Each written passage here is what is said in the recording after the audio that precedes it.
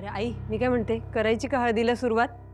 वीणा वहिनी, भावनासाठी थांबूयात ना, ती अजून आली नाहीये. हो की नाही? हो हो बरोबर आहे. भावनाताई आल्याशिवाय कार्यक्रम नाही हा सुरू करायचा. बरं. आले आले. आली. भावना, अरे हे काय, तुझ्या सख्या बहिणीची हळद आहे ही, तिचं लग्न आहे. अरे इतक्या साध्या साडीत कशी काय दिसतो?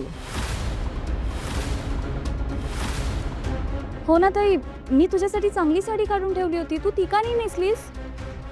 जाऊ दे ना जानू, ती साडी नेसणं माझ्या नशिबातच नव्हतं ग.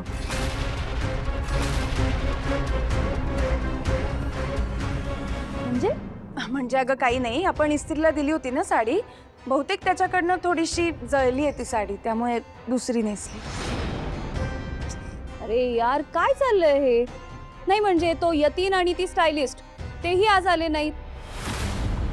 बरं हेअर मेकअपचा ऍडव्हान्स घेतला त्यांनी, मी त्यांना एवढे कॉल केले तेही त्यांनी घेतले नाहीत, आणि आता या इस्त्रीवाल्याने पण घोळ घातला.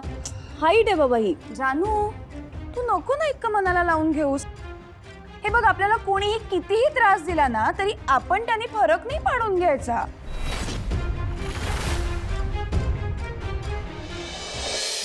अहो, तुम्हाला आठवते का ही साडी?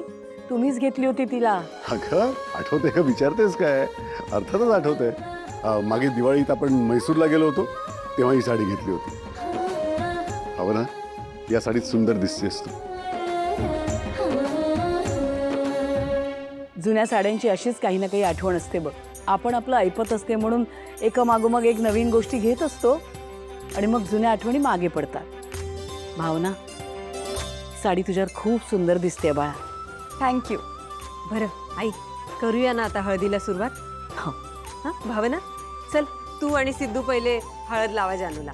नाही वीणा वहिनी, पहिला मान आईचा. आई, अहो,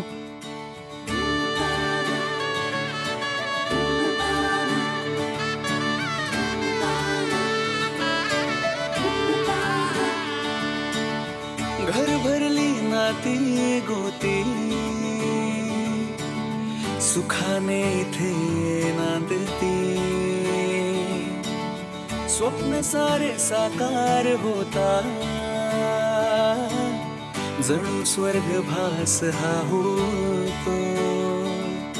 नववधू हसण्याचा हळू गंध ये अंगणा, जादू अशी होते प्रीतीच्या हृदयी संगमा. डोळे पाणी सुखाच्या लहरी, सरवरसे आनंदाची, नवख्या या बंधनाची सुरू झाली रे कहाणी. अलवार सागर वळहा, अलगुज सागरीवर हा, एक एक क्षण सुखाचा लक्ष्मी निवास हा.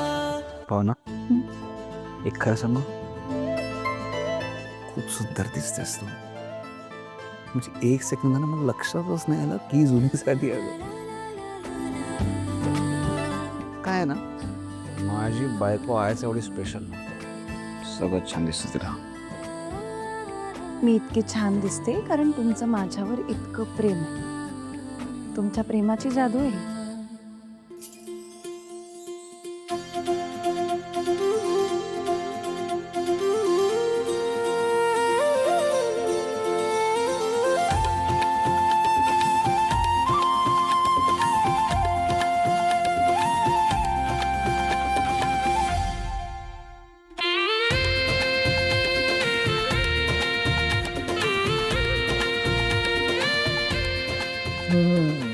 काय नीलांबरी देवी, हे साडीचं कारस्थान तुम्हीच केलेलं दिसते.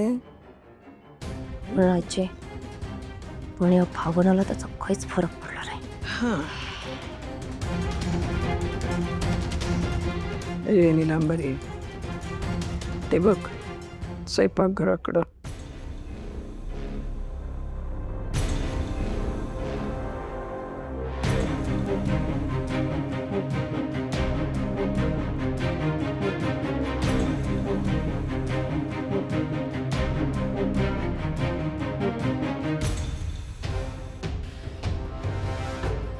कोण आहे?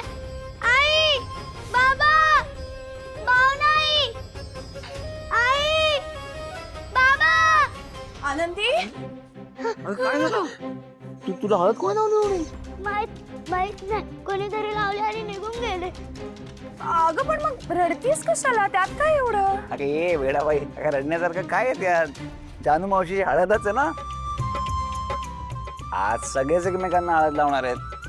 बघायचं तुला, ही मी भावनाला लावली आणि ही मी मलाच लावली.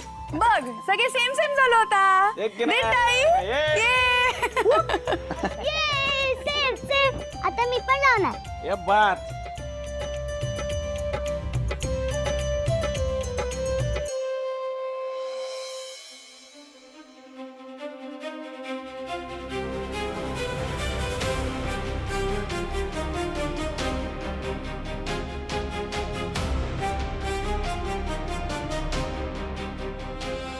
चीफ, जान्हवीची मेमरी परत येणं आता खूप गरजेचं आहे, कारण माझ्याकडे अजून दुसरा कुठलाच ऑप्शन उरलेला नाहीये. हे बघ विश्वा, मला तुझं सगळं म्हणणं पटतंय, पण ह्या प्रोसेसमध्ये खूप रिस्क इन्व्हॉल्व आहे. जी प्रोसिजर 7 ते 8 तासात पूर्ण होते ती आपण 1.5 ते 2 तासात पूर्ण करण्याचा प्रयत्न करणार आहोत. आणि ह्या प्रोसेसमध्ये जान्हवीच्या जीवाला खूप धोका आहे आणि ह्यातून रिझल्ट्स मिळतीलच याची काही गॅरंटी नाही. या सगळ्या प्रोसेसला जान्हवी कशी रिस्पॉन्ड करते त्यावर ते अवलंबून आहे. Chief, I agree with you, पण कंडिशन खूप क्रिटिकल आहे, त्यामुळे मला हे टोकाचं पाऊल उचलावंच लागणार आहे. उद्या तिचं लग्न आहे चीफ. आय कांट बी कम्प्लेसंट नाव. तिची मेमरी जर उद्या परत नाही आली तर सगळं संपेल. प्लीज चीफ, हाता नाही म्हणू नका प्लीज. ठीक आहे,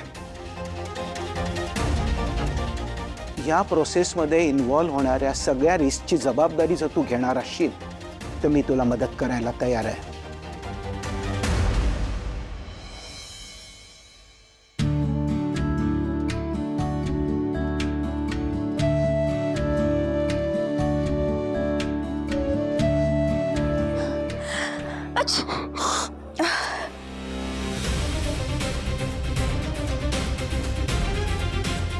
तू इथे काय करतोयस?